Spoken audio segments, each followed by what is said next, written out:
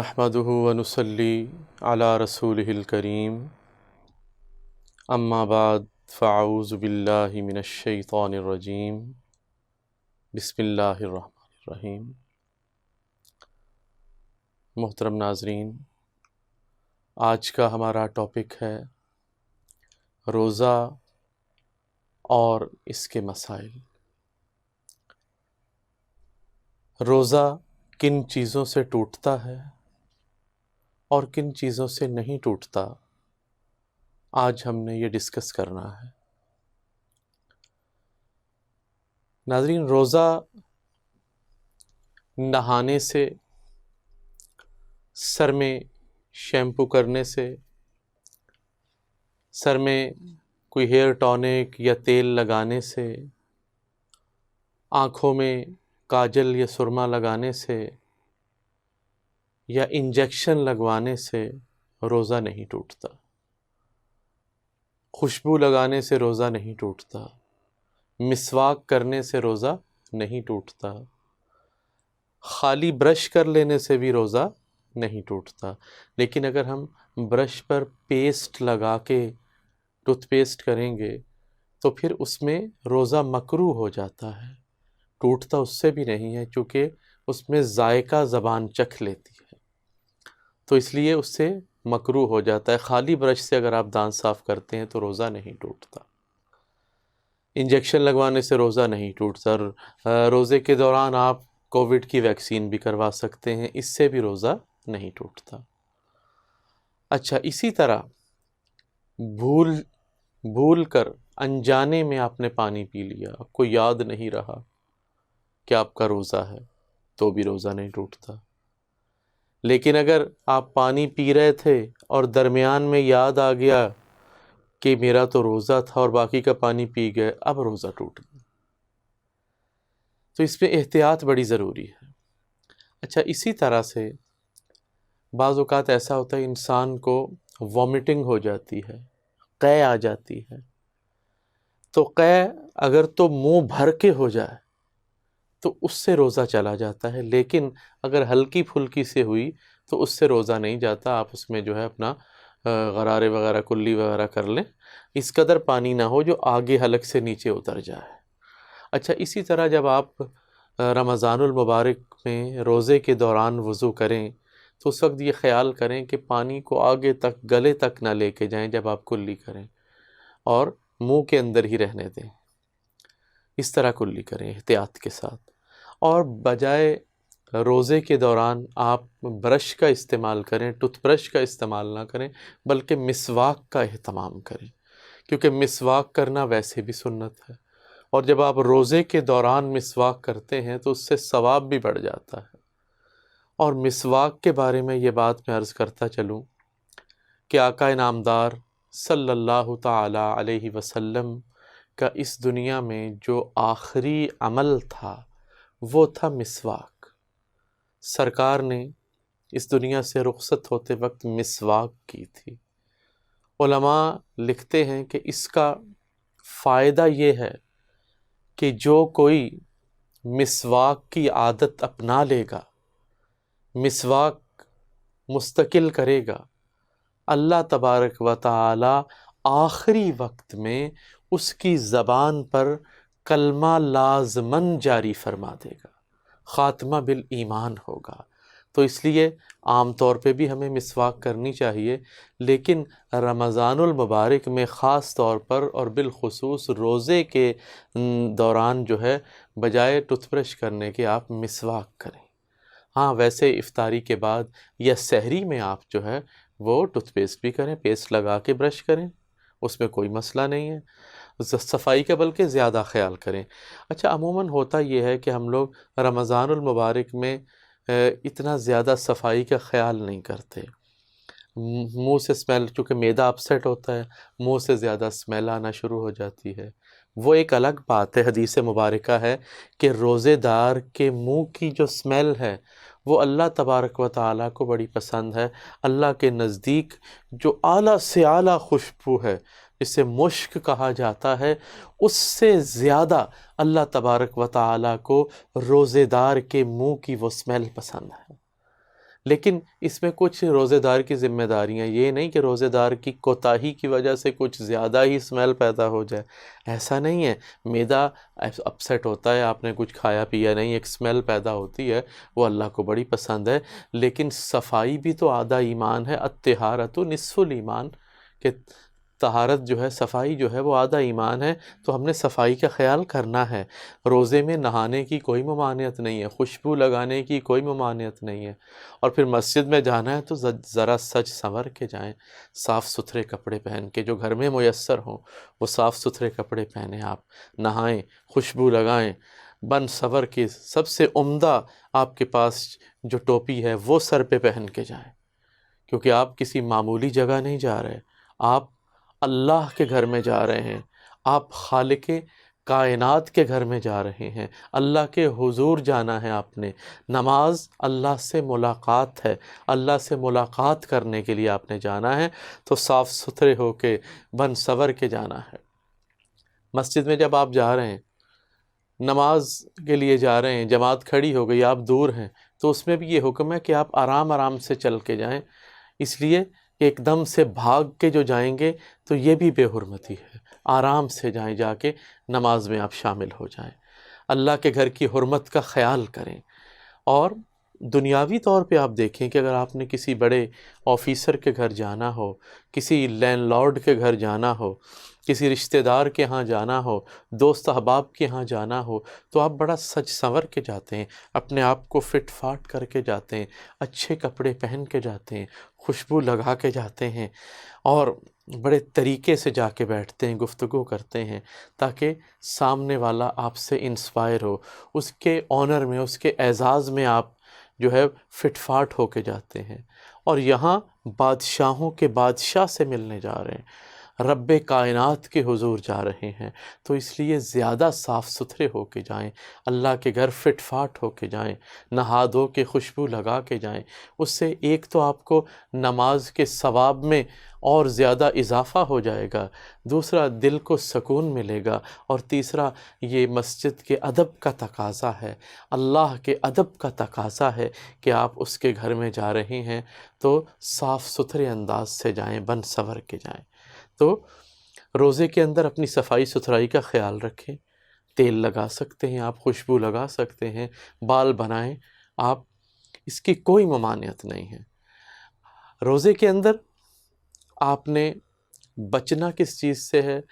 لغویات سے بچنا ہے۔ اچھا، بعض چیزیں ایسی ہیں کہ جن سے روزہ مکروہ ہوتا ہے، ٹوٹتا نہیں، مثلا آپ نے کوئی چیز منہ میں ڈال لی لیکن نگلی نہیں ہے، تو روزہ مکروہ تو ہو جائے گا، کراہت تو آئے گی، لیکن روزہ ٹوٹتا نہیں ہے۔ لیکن احتیاط بڑی ضروری ہے۔ جب آپ جو ہے اللہ تبارک و تعالیٰ نے اپنی رحمتوں سے یہ مہینہ ہمیں عطا کیا، تو اب ہم اس کا خیال کریں، کیونکہ یہ مہینہ بھی ایک اس امت کے لیے خاص تحفہ ہے۔ روزے تو سب امتوں پر فرض کیے گئے، جیسے کہ قرآن کی آیت ہے، یا ایھا الذین آمنوا کتب علیکم الصیام کما کتب علی الذین من قبلکم لعلکم تتقون، کہ اے ایمان والو، تم پر روزے اسی طرح فرض کیے گئے جیسے تم سے پہلی امتوں پر، تاکہ تم پرہیزگار بن جاؤ۔ یہ تو ہے روزہ۔ روزہ الگ ہے، رمضان المبارک الگ ہے۔ روزہ تو باقی امتوں کو بھی ملا، طریقہ کار الگ تھا، لیکن روزہ سب پہ فرض تھا۔ لیکن یہ مہینہ جو رمضان المبارک ہے، یہ اللہ تبارک و تعالی نے حضور صلی اللہ علیہ وسلم کی وجہ سے ان کے صدقے میں اس امت کو اسپیشلی عطا کیا، بطور خاص عطا کیا گیا۔ ایسا تحفہ، ایسا ہدیہ کم و بیش 1,24,000 یا 44,000 پیغمبروں کی امت کو نہیں ملا، جیسا کہ کملی والے کے صدقے اس امت کو ملا، ہمیں ملا، اور اس کا احترام بڑا ضروری ہے۔ اس میں یہ ہے کہ اگر آپ عام دنوں میں روزہ توڑ دیتے ہیں تو روزہ توڑنے کا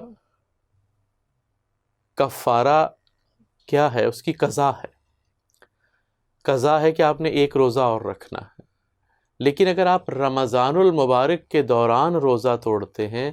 تو اس میں یہ ہے کہ آپ نے ایک روزہ تو وہ رکھنا ہے جو روزہ آپ نے توڑا ہے، دوسرا آپ سزا کے طور پر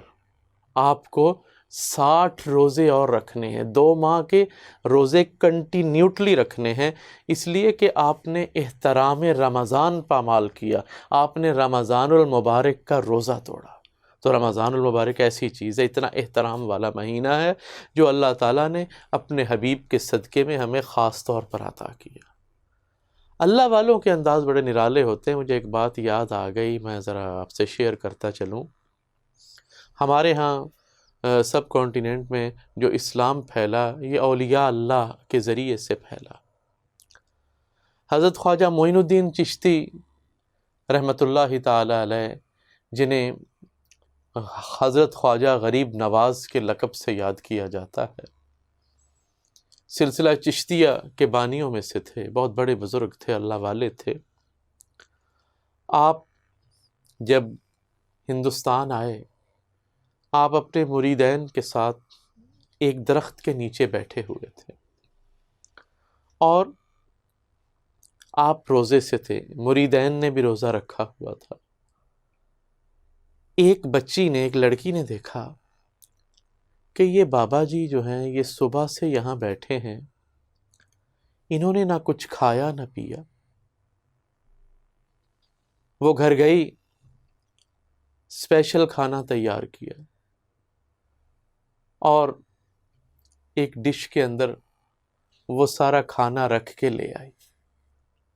اور خود پیڑ کے پیچھے کھڑی ہو گئی۔ حضرت خواجہ غریب نواز رحمۃ اللہ علیہ کے سامنے جب یہ کھانا آیا تو آپ روزے سے تھے، آپ نے کھانا کھانا شروع کر دیا۔ مریدین بڑا حیران ہوئے، حضرت جی یہ کیا کر رہے ہیں؟ ہمیں آپ کہتے ہیں کہ روزہ نہ توڑنا، اور خاص طور پہ رمضان المبارک کا روزہ نہ توڑنا، کیونکہ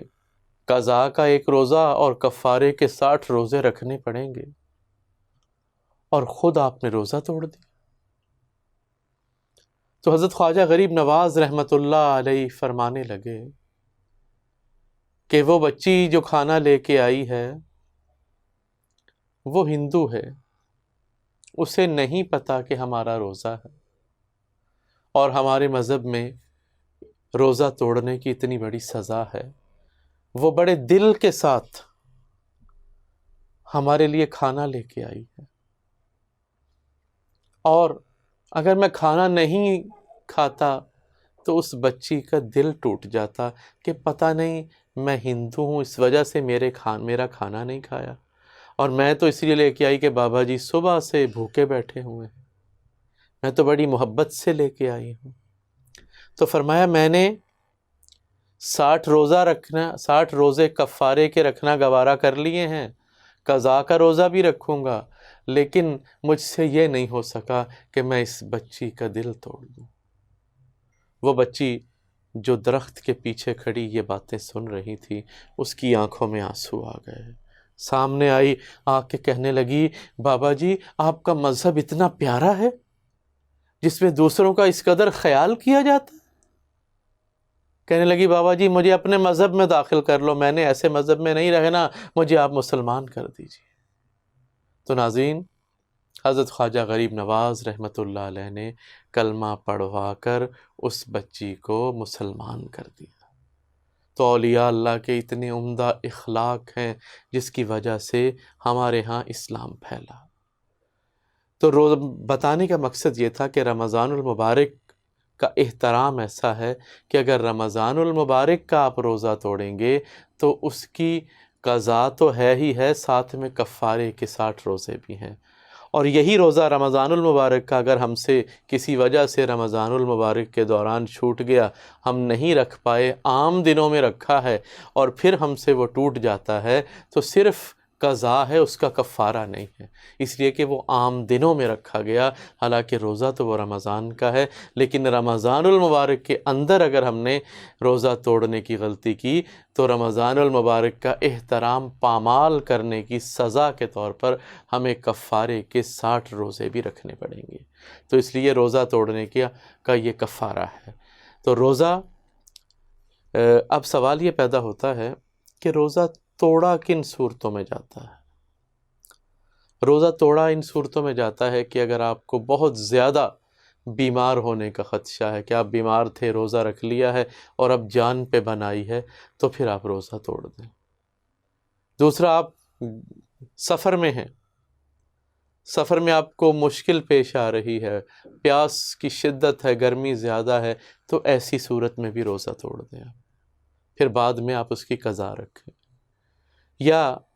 ایسی صورتحال ہے کہ اگر آپ پانی نہیں پیتے تو آپ کی جان جا سکتی ہے، تو بھی روزہ توڑنا ہے، آپ ضروری ہے آپ روزہ توڑ سکتے ہیں۔ اور یہاں ایک میں بات عرض کرتا چلوں کہ اگر آپ دوران سفر آپ کمزور ہیں اور بہت زیادہ گرمی کی شدت ہے، برداشت نہیں ہو رہا، تو ایسی صورت میں روزہ توڑنا نہ صرف کہ جائز ہے بلکہ روزہ توڑنا سنت بھی ہے، چونکہ سرکار دو عالم صلی اللہ علیہ وسلم اپنی امت سے بڑی محبت رکھتے ہیں۔ آقا امت کے ساتھ جو ہے وہ کوئی بھی سختی والا معاملہ نہیں چاہتے۔ ہمارے آقا یہ چاہتے ہیں کہ امت کے ساتھ آسانیاں ہوں، میری امت پریشان نہ ہو، تو آپ نے اپنی سنت قرار دے دیا۔ اس لیے کہ جب آپ سرکار دو عالم صلی اللہ علیہ وسلم حجۃ الوداع کے موقع پر روانہ ہوئے تو آپ روزے سے تھے، اور ایک اور صحابی تھے، انہوں نے بھی روزہ رکھا ہوا تھا، لیکن ان کی حالت بڑی خراب ہو گئی، تو ان سے کہا گیا کہ آپ روزہ جو ہے وہ کھول دیں، آپ روزہ توڑ دیں، تو انہوں نے روزہ نہیں توڑا۔ جب سرور دو عالم صلی اللہ علیہ وسلم تک یہ بات پہنچی کہ ایک صحابی جو ہیں وہ ضعیف بھی ہیں، وہ بیمار بھی ہیں، لیکن روزہ نہیں توڑ رہے، دوران سفر انہیں توڑ دینا چاہیے، تو آقا انعامدار صلی اللہ علیہ وسلم نے خود اپنا روزہ افطار کر دیا تاکہ آقا کی سنت بن جائے۔ جب سرکار نے اپنا روزہ افطار کیا تو انہوں نے بھی اپنا روزہ جو ہے وہ توڑ دیا، تو یہ سنت آپ نے قائم کر دی تاکہ امت کے لیے آسانی ہو۔ اللہ اور اس کے رسول صلی اللہ علیہ وسلم ہمارے لیے آسانیاں چاہتے ہیں، ہمارے لیے مشکلات نہیں چاہتے، لیکن اس کا یہ مطلب نہیں ہے کہ ہم روزے توڑنا شروع کر دیں۔ ہاں، مجبوری کی حالت میں روزہ توڑا جا سکتا ہے، لیکن روزہ آپ نے اگر رمضان المبارک کا توڑا ہے تو اس میں آپ نے کفارے کے طور پر 60 روزے متواتر رکھنے ہیں، کنٹینیوٹلی رکھنے ہیں، اور اگر آپ نے نارمل دنوں میں اگر توڑا ہے تو پھر صرف کفارہ ہوگا، اور پھر صرف قضا ہوگی، کفارہ نہیں ہوگا۔ تو یہ تو تھے روزے کے مسائل، اور عزیزو کوشش کریں کہ آپ اس کے اندر زیادہ سے زیادہ روزے کے اندر خشوع و خضوع لانے کی کوشش کریں، بڑی عمدگی کے ساتھ یہ روزہ رکھیں۔ روزہ ڈھال ہے جو انسان کو جہنم سے بچاتا ہے، یہ جنت اور جہنم کے درمیان ڈھال ہے۔ روزہ بڑی عمدہ چیز ہے، اور یہ اللہ کے نبی صلی اللہ علیہ وسلم کے صدقے میں ہمیں ملا ہے، اور ہمیں اس سے فائدہ اٹھانا چاہیے۔ یہ مقدر والوں کو یہ دن ملتے ہیں، یہ مقدر والوں کو یہ مہینہ ملتا ہے۔ اللہ والے تو تمنا کرتے ہیں اس مہینے کی، اور اسپیشل یہ دعا کرتے ہیں کہ اے اللہ، آپ ہمیں اپنی زندگی میں یہ مہینہ بار بار دیکھنے کی توفیق عطا فرمائیے، تاکہ ہم بار بار اس مہینے کی رحمتوں سے فائدہ اٹھائیں۔ اس مہینے کے اندر ایک رات بھی ایسی ہے، وہ رات کہ جس کے اندر عبادت کا ثواب بے پناہ ہے، اس میں 1000 مہینے کی عبادت کا ثواب ہے، اور وہ رات ہے لیلۃ القدر۔ لیلۃ القدر جو کہ اس مہینے کے آخری عشرے میں ہے، آخری عشرے کی طاق راتوں میں ہے، اور جس پہ اتفاق ہے زیادہ تر لوگوں کا کہ وہ 27ویں شب اکثر ہوتی ہے، تو 27ویں شب کو لیلۃ القدر ہم لوگ کہتے ہیں۔ لیلۃ القدر کے اندر عبادات کا ثواب بہت زیادہ ہے، اور اس کے لیے اللہ تبارک و تعالی نے فرمایا کہ اس رات عبادت کرنے کا ثواب 1000 مہینے کی عبادت کے برابر ہے، یعنی 83 سال 4 ماہ، 83 ایئرز 4 منتھس جو ہے وہ آپ کو عبادت کا ثواب ملے گا۔ اللہ کے حبیب صلی اللہ علیہ وسلم سے کچھ لوگوں نے عرض کی کہ یا رسول اللہ صلی اللہ علیہ وسلم، پہلی امت کے لوگ جو تھے وہ 500 سال عبادت کیا کرتے تھے، ان کی عمریں بڑی لمبی تھیں، اور اس امت کی عمر جو ہے وہ اوسطاً جو ہے بڑی کم ہے، تو اس لیے وہ لوگ تو ہم سے جیت جائیں گے۔ تو اللہ تبارک و تعالیٰ نے سرکار دو عالم صلی اللہ علیہ وسلم کی امت کو تسلی دینے کے لیے اللہ تبارک و تعالیٰ نے یہ سورہ نازل فرمائی، اور جب سورہ قدر کا نزول ہوا تو اللہ کے حبیب صلی اللہ علیہ وسلم نے ارشاد فرمایا کہ عمل قلیل و اجرہم کثیر، فرمایا میری امت عمل تو تھوڑا کر رہی ہے لیکن ثواب اللہ بے پناہ عطا فرما رہا ہے، کیونکہ اس میں فرمایا کہ انا انزلناہ فی لیلۃ القدر، کہ بلا شبہ ہم نے قرآن کو شب قدر میں نازل فرمایا، اور فرمایا کہ وما اس سورہ کے اندر اللہ تبارک و تعالیٰ نے فرمایا کہ انا انزلناہ فی لیلۃ القدر وما ادراک ما لیلۃ القدر، اور تمہیں کیا ادراک، تمہیں کیا پتہ کہ لیلۃ القدر کیا ہے۔ لیلۃ القدر خیر من الف شہر، کہ لیلۃ القدر بہتر ہے 1000 مہینوں سے۔ اور پھر اس کی اسپیشلٹی بتائی کہ اس کے اندر کیا ہوتا ہے، اس کے فرمایا تنزل الملائکۃ والروح، کہ اس کے اندر ملائکہ اترتے ہیں، روح الامین اترتے ہیں۔ اور اس رات کے بارے میں فرمایا کہ جو ہے یہ طلوع فجر تک سراسر سلامتی والی رات ہے، تو اس کے اندر ہمیں یہ اسپیشلٹی بھی ملنے والی ہے کہ ہمیں لیلۃ القدر حاصل ہونے والی ہے۔ تو یہ اللہ تبارک و تعالیٰ کے خاص انعامات ہیں حضور صلی اللہ علیہ وسلم کی امت پر۔ اللہ کریم ہم سب کو عمل کی توفیق عطا فرمائے، آمین۔ وآخر دعوانا ان الحمد للہ رب العالمین۔